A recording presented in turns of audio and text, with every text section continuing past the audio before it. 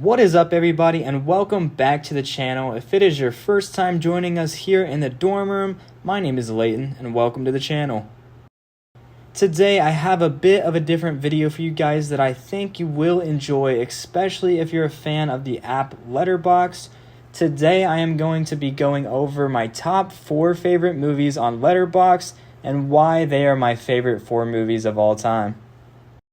So without further ado, let's get right into the video. I want to start off by saying I am not going to be doing this in any specific order. I think I would have a really hard time placing these movies, but I do know which one is my favorite of all time, so I will leave that one for the very end. Alright, starting off our list of my top 4 favorite movies on Letterboxd, I'm going to have to go with Back to the Future, the original. Back to the Future released in 1985, and it is a story about time travel with Doc and Marty McFly, as many of you know, also introducing the famous DeLorean that all of us know, and it's so iconic now. Just a few reasons why I love this movie. For one, this movie just felt like it was really ahead of its time. I honestly hadn't seen this movie until a couple of years ago, which I look back at myself and I was like, what was I doing? But all the visuals, the storyline, the characters, it was all just so interesting, and I think they did a really well job of doing it good at the time the movie was made, if that makes sense. Another reason I really like this movie is just the cast and the 2 main characters of Doc and Marty McFly. They just have great chemistry on the screen, and they did a really good job at writing those characters for this story. I think if I were to go back and watch any movie from this time period, I would say that Back to the Future is by far one of the best movies ever made during that time. Alright, and that wraps it up for Back to the Future. I'm trying to keep these short and sweet for now, but our next on the list is going to have to be The Batman starring Robert Pattinson. The Batman released in 2022, and this was the debut of Robert Pattinson's Batman. I've got to say, going into this movie and hearing the announcement that Robert Pattinson had been cast as Bruce Wayne, I was a hater at the time, and I look back at myself and I think I was valid for thinking that at the time, but man, did his performance and this story instantly change my mind. When I went in that theater and I saw the tone of this movie and just how Rob really put himself into that role of the lonely Bruce Wayne who's still trying to get over his past, and he was just freaking awesome. The brutalness that he brought to the character was something that I think every Batman should have, and they did a great job at writing it for Robert. Another main reason why I really like this Batman movie is because of how they actually depicted Batman as being a detective. They showed him doing this gritty detective work and made the Riddler more of like a serial killer-esque villain. And I just love the grounded story they are going for, and the look of this Gotham City is just by far one of the best, other than the Tim Burton, I would say. But those 2 are definitely top Gotham cities for me. Next, this movie also gave us one of the best depicted villains, in my opinion, after the show released, and that, of course, is Colin Farrell's The Penguin.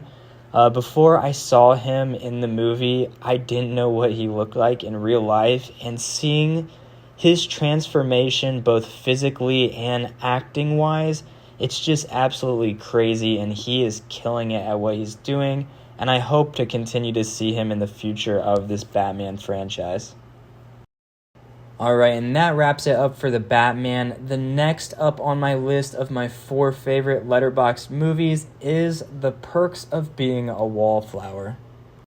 The Perks of Being a Wallflower was originally a book and was depicted into a movie in 2012, and I recently watched this movie probably 2 or 3 years ago for the first time, and I have seen it at least 3 times since. This is one of those movies that is just life-changing the first time you watch it, and I mean, you guys know if you've watched this movie or read the book how beautiful of a story it really is.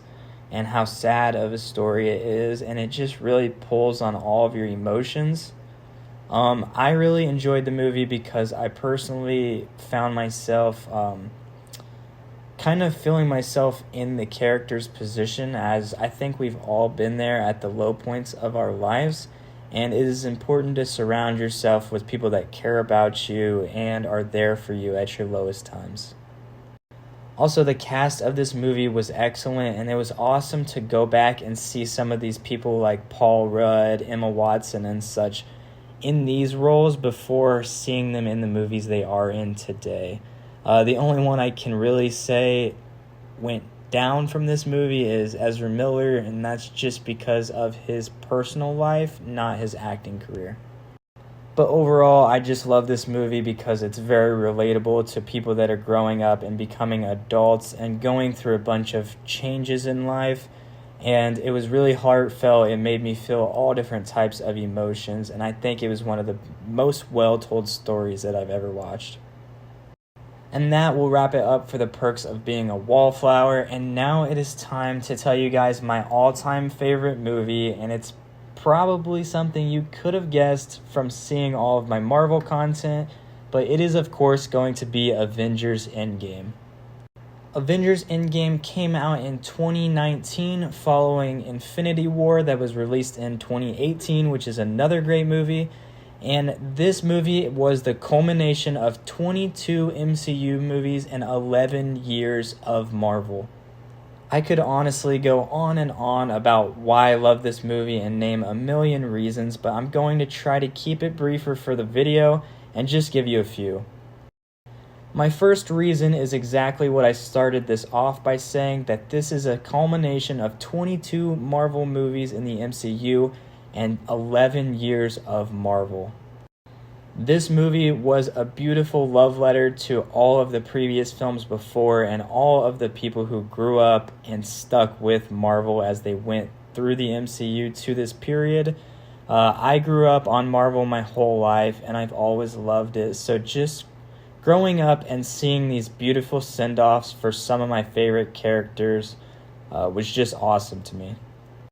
And with that being said, another reason is because of the send-off they gave my boy Captain America. Captain America has been my favorite superhero along with Moon Knight for years now. I've liked Captain America longer, honestly, and seeing this beautiful send-off and him getting to go back and dance with Peggy and have that final dance, it was just beautiful. It made me cry and feel all different types of emotion, but it was such a well-written arc for the character.